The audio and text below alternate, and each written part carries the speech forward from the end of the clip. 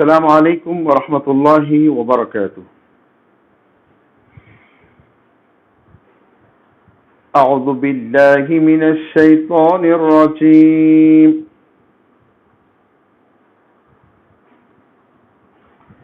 بسم اللہ الرحمن الرحیم.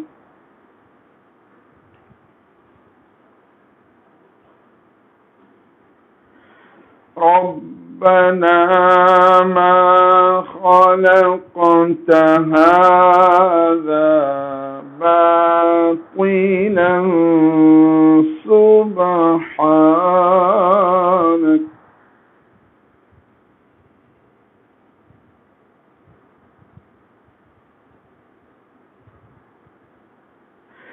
ما خلقت هذا باطلا سبحانك فقنا عذاب النار.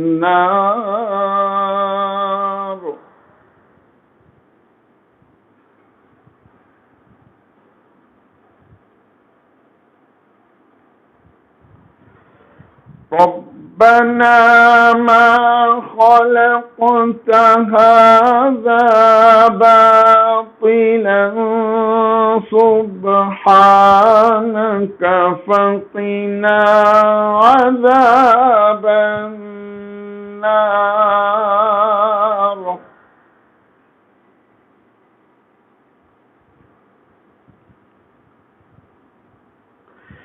ربنا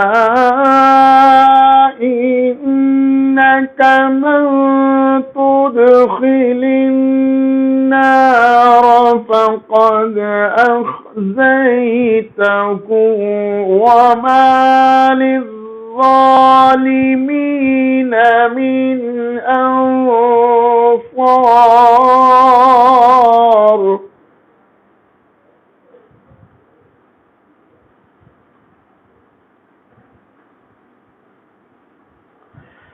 ربنا إننا سمعنا مناديا ينادي للإيمان أن آمنوا بربكم فآمنا.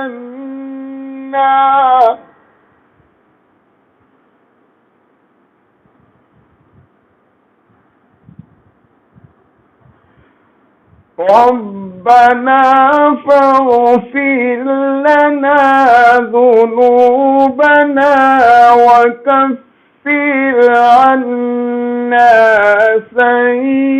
سيئاتنا وتوفنا مع الأبرار.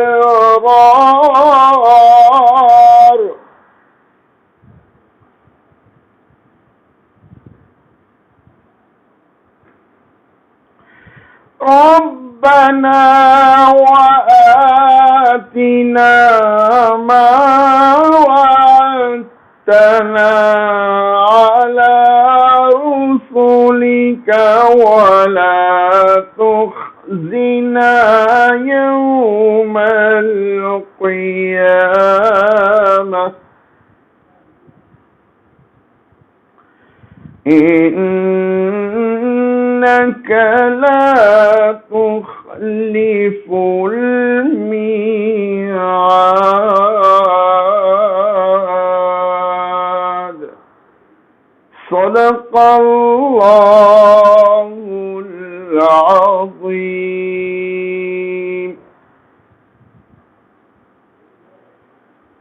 ورتل القرآن ترتیلا. روح تلاوت کے عنوان سے منعقد ہونے والی اس محفل میں آپ تمام کا استقبال ہے. گزشتہ ہم نے وفقی اقسام سے متعلق تفصیلات سے آپ کو آگاہ کیا تھا.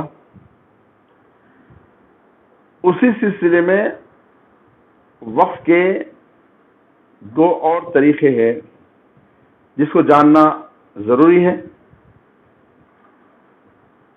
اور یہ تمام قواعد آپ کو اسی لیے بتائے جا رہے ہیں کہ آپ کی تلاوت میں خوب سے خوب تر جاذبیت پیدا ہو جائے اور سننے والوں کو بھی اور خود پڑھنے والے کو بھی خوب مزہ آئے کہ آپ جب تلاوت کر رہے ہوں تو کہاں پر کون سا فائدہ پیدا ہو رہا ہے، بن رہا ہے، وہ بہت آپ کی روح کو تسلی بخشتا ہے کہ آپ کی روح باغ ہو جاتی ہے جب قواعد پر آپ کی توجہ رہتی ہے، اور ان قواعد کے ساتھ آپ جب تلاوت کرتے ہیں تو حقیقت میں تلاوت کا مزہ آتا ہے۔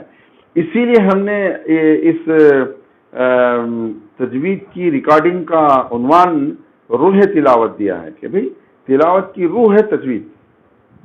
اگر تجوید نہ ہو تو روح نہیں ہے، جسم ہے، جیسے روح نہیں ہے تو کچھ بھی نہیں ہے، ایسے ہی قرآن کی تلاوت ہو اور تجوید نہ رہے تو پھر بات تو وہی ہوئی کہ بھئی آپ روح کو چھوڑ دیے۔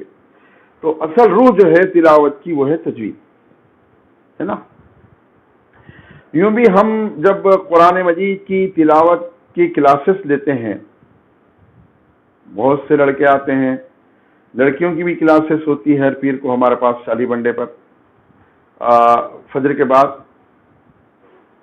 7 بجے سے 8:30 تک روزانہ ہوتی ہے کلاسز، لیکن ہر پیر کو لڑکوں کو چھٹی ہوتی ہے، لڑکیوں کی کلاس ہوتی ہے۔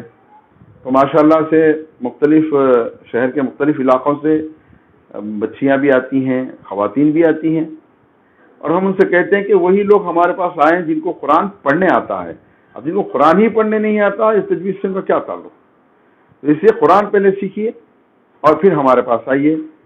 اب ہم قرآن نہیں پڑھا سکتے، اتنا ٹائم ہمارے پاس نہیں ہے کہ ہمارے کو قرآن پڑھا سکیں، تو وہاں کی کلاسز میں جب ہم تجوید پڑھاتے ہیں، چاہے وہ لڑکوں کی کلاس ہو یا لڑکیوں کی، ان کی دلچسپی کو برقرار رکھنے کے لیے بہت سے واقعات کو، بہت سے اشعار کو اور بہت سے لطائف کو، لطیفوں کو بھی شامل کرتے ہیں تاکہ دلچسپی باقی رہے، کچھ انٹرٹینمنٹ ہو جائے۔ یہ خیال کرتے ہوئے ہم بچوں کو، کیونکہ لوگوں کا کہنا ہے، میں تو اس بات کو نہیں مانتا کہ تجوید ایک خشک سبجیکٹ ہے۔ بھئی جس چیز میں آپ کو دلچسپی ہو، وہ سبجیکٹ کسی طرح کی رہے، کسی طرح کا بھی رہے، آپ اس کو جو ہے حاصل کرنے کی برابر کوشش کریں گے، ہے نا۔ تجوید کی بعض کتابوں میں ابتدائی صفحات پر یہ شعر لکھا گیا ہے: افر جادہ کے جسے دیکھ کے جی ڈرتا ہے، افر جادہ کے جسے دیکھ کے جی ڈرتا ہے، کیا مسافر تھے جو اس راہ گزر سے گزرے۔ تو ڈرنے گھبرانے کی بات نہیں ہے۔ اب آپ اتنی تجوید سنیں، کہیں ڈر آپ کو محسوس ہوا؟ ہرگز نہیں۔ اگر آپ نے دلچسپی لی ہو اور اس کو سیکھنے کا پختہ اور پکا ارادہ کر لیا ہے تو پھر آپ کو کوئی دشواری ہونے والی نہیں ہے۔ ہاں، آپ سننے کے لیے آپ سنیں تو وہ ظاہر ہے کہ آپ سیکھنے کے لیے نہیں سنیں، سیکھنے کے لیے سنیے آپ تو پھر بہت مزہ آئے گا۔ ہم آپ کو بالکل حیدرآبادی انداز میں، دکنی انداز میں تجوید بتا رہے ہیں تاکہ آپ ہماری باتوں کو آپ سمجھ سکیں، بہت کھلے انداز میں، کوئی دقت والے جملے یا فصیح و بلیغ گفتگو نہیں کی جا رہی ہے، بہت آسان زبان میں آپ کو تجوید سمجھائی جا رہی ہے۔ اس کے باوجود ہم آپ سے کہہ رہے ہیں کہ اگر کوئی دشواری ہو، آپ کو کہیں بھی کوئی ڈاؤٹ ہو، 9440486723 یہ نمبر نوٹ کر لیجئے آپ، اور اس پہ آپ کانٹیکٹ کیجئے۔ انشاءاللہ تعالیٰ آپ کی تشنگی یا آپ کی الجھن کو ہم اللہ کی ذات سے امید ہے کہ دور کر دیں گے۔ اور اگر جو چیز آپ پوچھ رہے ہیں وہ ہمیں معلوم نہیں ہے تو پتہ کر کے، معلوم کر کے آپ کو بتائیں گے۔ علم ایک سمندر ہے، کوئی دعویٰ نہیں کر سکتا کہ میں پورا قابل ہوں۔ میں تو یہ کہتا ہوں کہ میں تجوید کا ایک چھوٹا سا طالب علم ہوں، اور ایک چھوٹے سے طالب علم کی حیثیت سے آپ کے سامنے آیا ہوں، جو میرے سینے میں ہے وہ کوشش کر رہا ہوں کہ وہ آپ تک پہنچ جائے، ہے نا۔ جیسے کہ کہا جاتا ہے کہ علم ایک ایسا خزانہ ہے یا ایسی دولت ہے جس کو تقسیم کرنے سے کم نہیں بلکہ اضافہ ہوتا ہے۔ تو علم کو اضافہ کرنے کے لیے یہ ایک طریقہ ہے کہ لوگوں تک یہ بات پہنچائی جائے، اور یہی ہم چاہتے ہیں، اللہ تعالیٰ سے امید کرتے ہیں کہ جو ہم کوشش کر رہے ہیں، للہ کر رہے ہیں، اور اللہ کے واسطے اور اللہ کی محبت میں، اللہ کے کلام کی محبت میں، اس کو عام کرنے کے ضمن میں ہم یہی دعا کرتے ہیں کہ خدا را ان سب کو، جو بھی ہم کو دیکھ رہے ہیں یا سن رہے ہیں، ان کو علم تجوید سے نواز دے، آمین۔ تو بہرحال وقف کا ایک دو طریقے اور ہے، جس کو اشمام اور روم کہتے ہیں، اس کو ذہن میں رکھیے۔ اشمام اور روم یہ دو طریقے ہیں وقف کے۔ اشمام کہتے ہیں رکتے وقت آپ ہونٹوں کو پیش کی طرح بنانا یا پیش کی بو دینا، ہے نا۔ اشمام کے معنی ہونٹوں کو غنچے کی طرح گول کر کے وقف کرنا، اس کو کہتے ہیں اشمام۔ اور اشمام کے بارے میں آتا ہے کہ اشمام ہوگا جہاں بھی آپ رکے ہیں اس کا آخری حرف پیش یا دو پیش والا تھا تو آپ نے اس کو ساکن کیا، اور ساکن کرنے کے یعنی رکتے وقت آپ نے منہ یعنی ہونٹوں کو گول کیا یا غنچے کی طرح کیا، تو دیکھنے والا شخص سمجھ جائے گا کہ آپ جو وقف کرے ہیں وہ اس کا آخری حرف پیش یا دو پیش والا ہے، تبھی تو آپ اشمام کیے ہیں۔ تو قراء کرام، ائمہ کرام کی روایت میں یہ بات آتی ہے کہ قاری حضرات جب وقف کریں تو آخری حرف پیش یا دو پیش والا ہے تو آپ اپنے ہونٹوں کو کلی کی طرح، غنچے کی طرح گول کرنا چاہیے، جیسے نستعین نو ہے وہ، آپ رکیں گے تو اس طرح سے کریں، نستعین، یہ پوزیشن۔ اس طرح کی پوزیشن کے بھی تین جو ہے بتائے گئے ہیں کہ طریقے ہیں۔ کیا ہے وہ؟ قصر کرنا، توسط کرنا، طول کرنا، یعنی ہونٹوں کو تھوڑا سا گول کرنا، تھوڑا زیادہ گول کرنا، پورا گول کر دینا، تینوں طریقے جائز ہیں۔ قصر، توسط، طول کہتے ہیں اس کو، یعنی ہونٹوں کو تھوڑا سا گول کرنا، زیادہ گول کرنا، پورا گول کر دینا، ہے نا۔